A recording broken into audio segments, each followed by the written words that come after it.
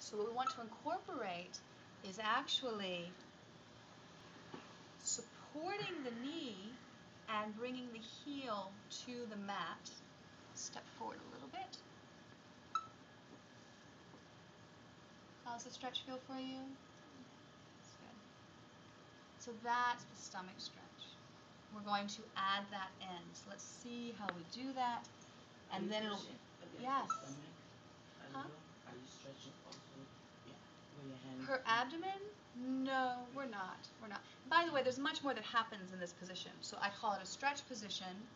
It can become a working position. Right? Right?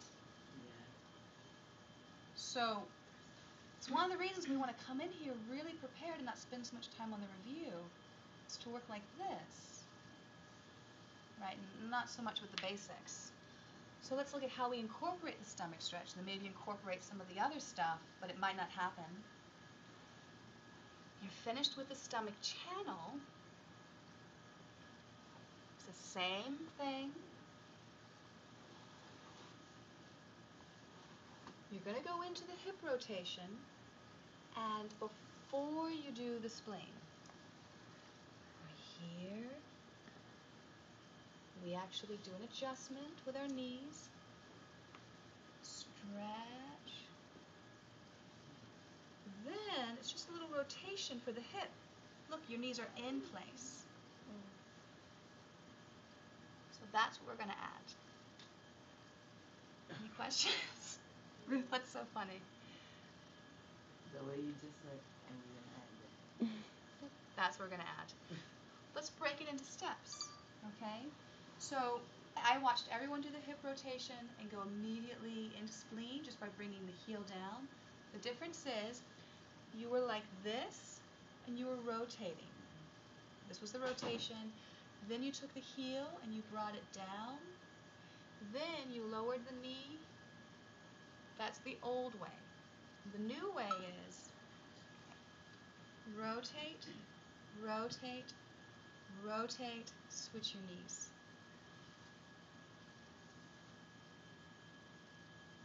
Then you put their knee over this knee, stretch. One day you might learn how to actually work the stomach in this position, right? Could you imagine? Ooh, stomach 34, ooh. It's actually pick the word spleen in that position. Well, spleen, no, because you would have to bring your fingers forward. Uh-huh. Yeah.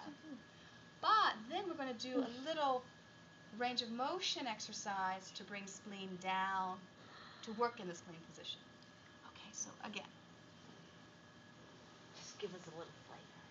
1, 2, I'll just do one rotation. But your hands now, keep the leg up, switch, stretch, rotate. Look at your knees coming into place. Let's all do it together. Now, is that also where you fit in the traction that you said we missed in the Oh, last thank time? you. Because Yeah, when yeah, you yeah. stretched, it was kind of like that traction. Okay, so for anyone who wants to incorporate our traction from CS1, it's really not, we don't want to lose it actually. I just didn't do it again today to keep it really simple. So here we are, finishing the spleen channel, and here's our traction movement.